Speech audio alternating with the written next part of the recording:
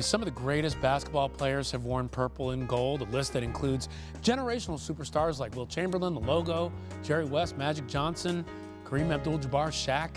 But when you look at the numbers, Bryant might top all of them for the title of the greatest Laker of all time.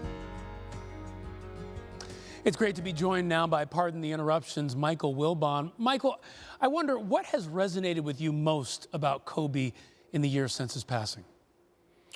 Well, a couple of things. I think the sincere promotion of women's sports, I mean, specifically basketball, obviously, as he moved more and more into coaching his own daughter and her friends and schoolmates.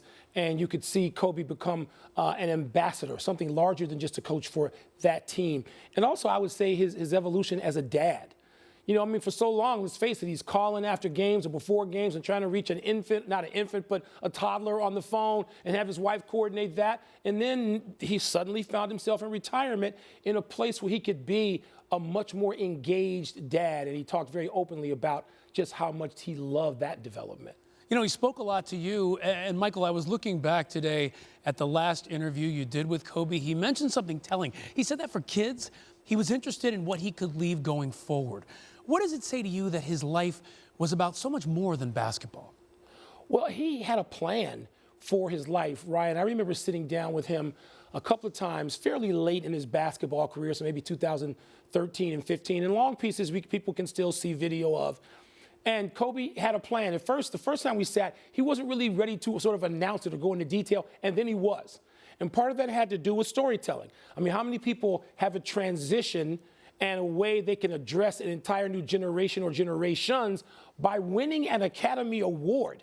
I mean, just a couple of years after he retired, 2018, I think it was for Best Animated Short Film.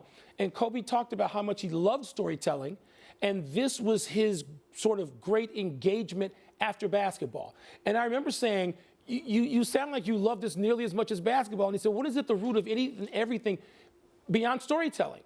And I was sort of floored by it. And this is the way he was going to not only sort of chase a new goal of his own. And I'm not saying an Oscar was a goal, but just to make, whether it was films, to create stories, but also deliver them to new generations. And so he had a plan, and we shouldn't be surprised that that plan was going along dramatically well when you talk about the winning of an Oscar.